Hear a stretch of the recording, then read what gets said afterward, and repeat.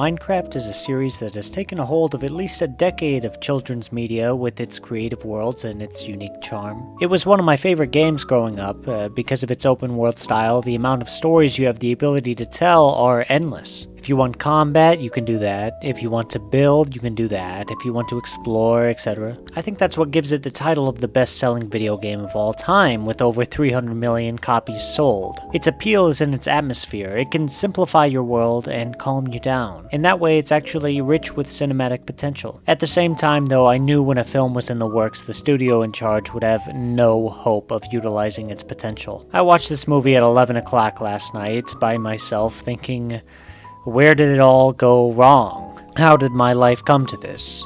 Truly, each terrible joke hit me like a blow to the chest because this film was so awful that I ended up questioning why I'm even reviewing films in the first place. It took me to a dark place, a place I typically go to only at 2 in the morning when all my doubts come out from the shadows. And that way this film truly affected me, possibly set me on the course to succeed. I don't have any intention of relishing over the failure of movies or making negativity the crux of my channel. I do find it important, though, morally, to display a film as evil when I see one. There's so many obvious criticisms I can say, like, oh, the acting was bad, the writing was useless, the jokes didn't land. But the reality is, I don't think the studio had any intention of ever making them good. That was not their prerogative. Each choice, you can tell, was carefully selected by a conglomerate to magnify their brand value and extract money from an audience they know is vulnerable. This movie will make money because that's what it's designed to do. It's not created in the spirit of the game, it's created for 6-year-olds to blurt out random phrases that annoy their parents. And I understand that every movie produced has the hope of making money, but when you refuse to try, when you refuse to attempt to enlighten your audience, your film is no longer a film.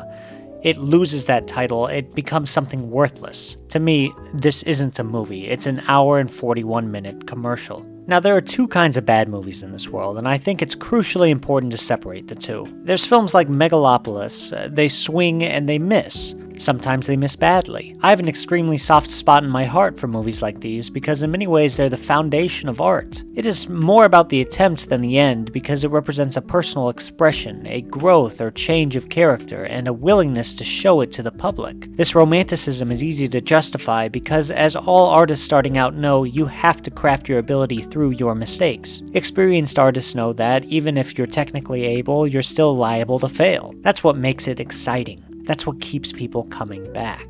On the other hand, there's a type of film that fails because they try to circumvent the art of it all in the first place. All films that are anti-art are bad because they cultivate an audience that's apathetic towards what they're watching. It can create a population that's comfortable being undereducated, uncurious, unmotivated to make the world a better place. There will always be people with that mentality, but by making films like this, a corporation is giving them an avenue to dig deeper into their ignorance and take advantage of their hospitality. Obviously, a Minecraft movie is the latter of these two kinds of film. And there could be a sentiment to say, well, it isn't that serious. And I'm telling you, if you're thinking that, you're gonna piss me off. Because that's exactly what these studios want you to think. They don't want you to fight it. They want to keep making these kind of films. They think they can get away with it, and they think that because someone will see it and not give a fuck and tell people, well, it isn't that serious. But the reality is, this industry is dying. The writing's been all over the wall, it's slowly been falling apart, and COVID's done nothing but speed up the process. It used to be 10 years ago an original film could be made. There were so many sequels and reboots, but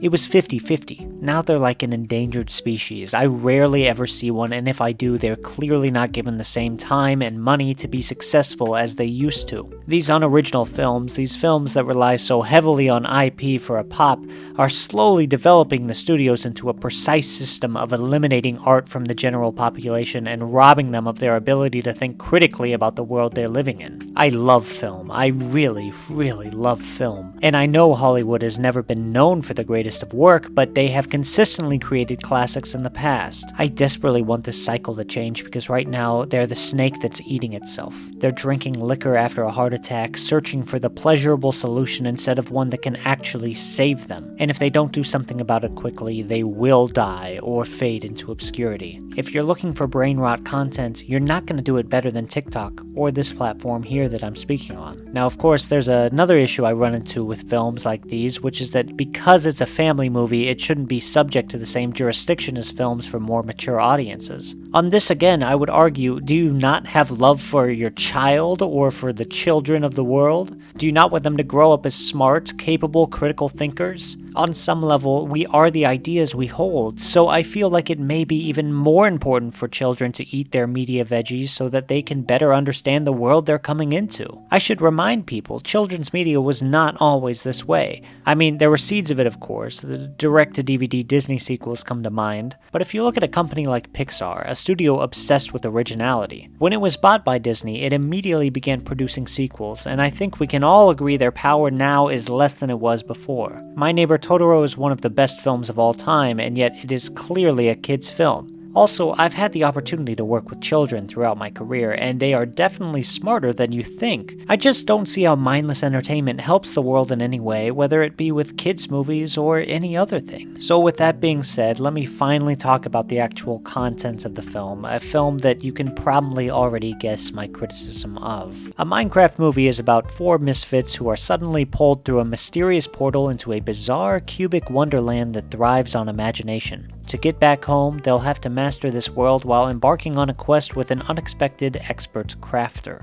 I'll start with the positives. I always like to start with the positives because the reality is I don't think people actually walk into a film trying to make it bad. I think it's typically people that are misguided. They were able to capture the overworld pretty well, it took from the game and it added a little zest without changing it too much. It actually looked pretty at times and I wish they spent a little more exploring that area.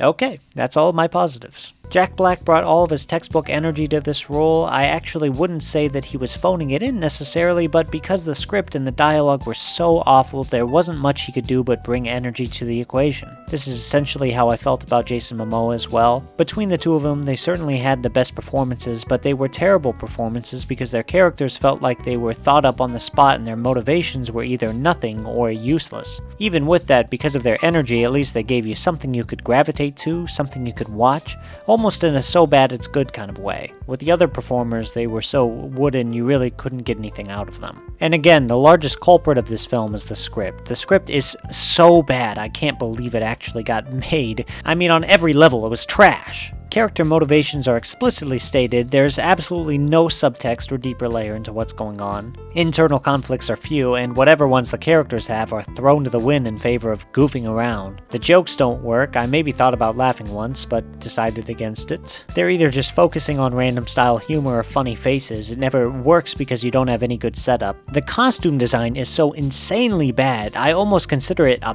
positive? Like in a so bad it's good kind of way? But no.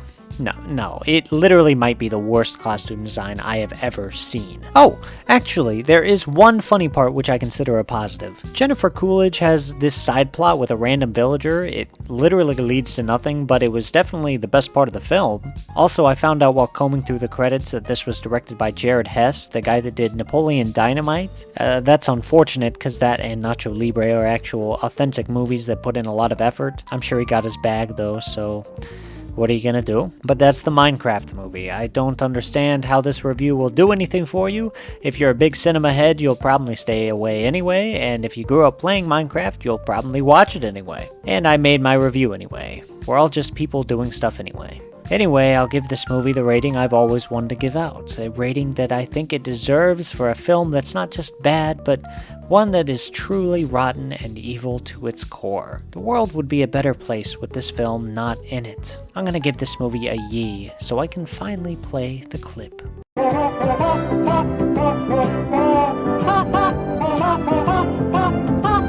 Yee!